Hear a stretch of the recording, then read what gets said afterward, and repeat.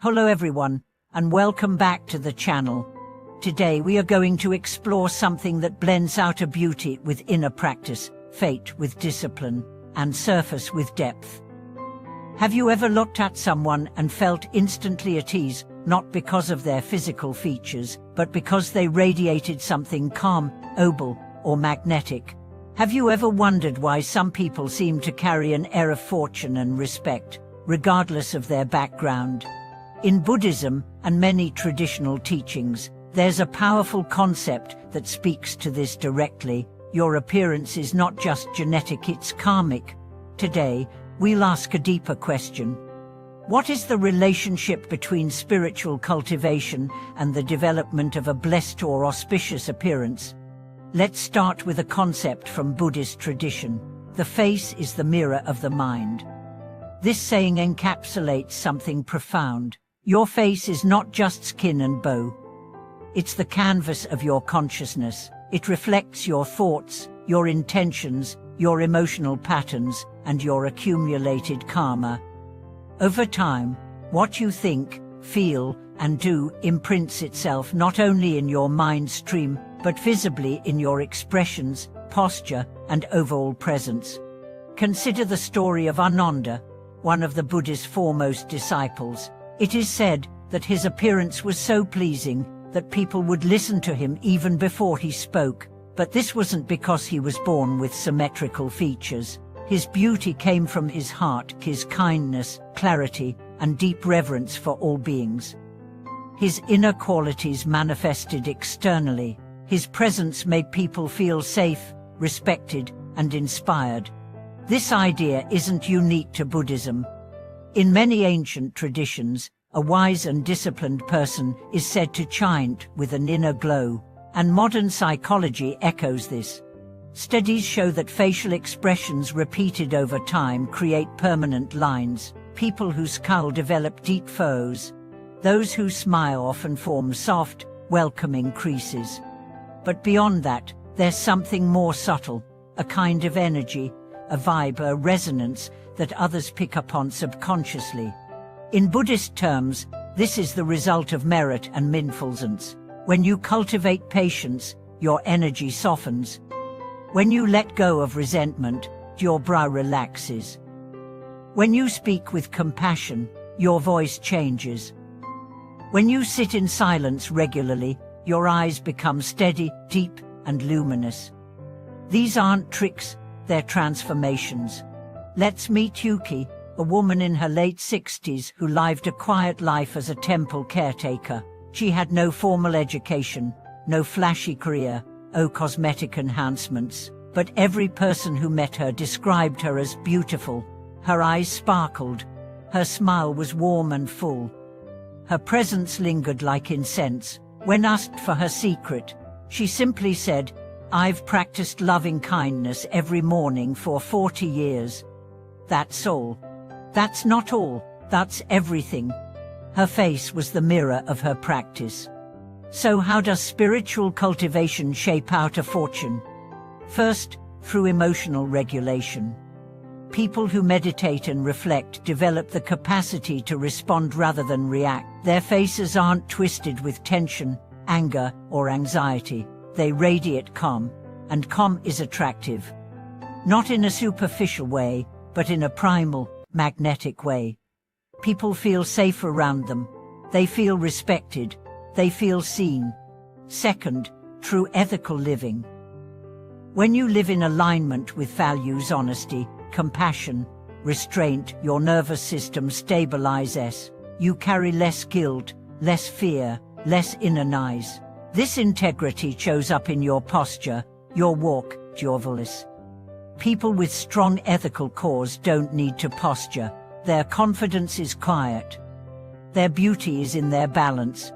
Third, through generosity. Givers glow. It's as simple as that. When you give sincerely your time, your attention, your resources, you cultivate a luminous field around you. In Buddhist cosmology, generosity increases not only merit but radiance. It's said that bodhisattvas are beautiful not because of form, but because of their boundless love. The light of giving reflects in their every gesture. Fourth, through humility. Humility is one of the rarest and most powerful traits. A humble person doesn't shrink, they shine without arrogance. Their beauty is not intimidating, but inspiring. Their presence says, "Bind here with you, not above you." This humility creates connection, and connection creates trust. And trust, again, is magnetic. Let's not forget the power of speech. The Buddha often emphasized right speech, not only what is true, but what is kind, timely, and beneficial. Over time, such speech changes your tone, your cadence, your rhythm. People who speak with mindfulness are easy to listen to. Their words carry weight, not because of volume, but because of clarity and intention. I once met a meditation teacher whose voice could quiet a room. He didn't speak loudly or dramatically. But when he spoke, people leaned in. His voice had no ego, it was spacious, and that space allowed others to hear not just his words, but their own hearts. That, too, is a form of beauty. Now let's address a misconception. Some people think that spiritual practice requires withdrawing from appearance, that to be pure, you must abandon the body, forget beauty, or suppress adornment.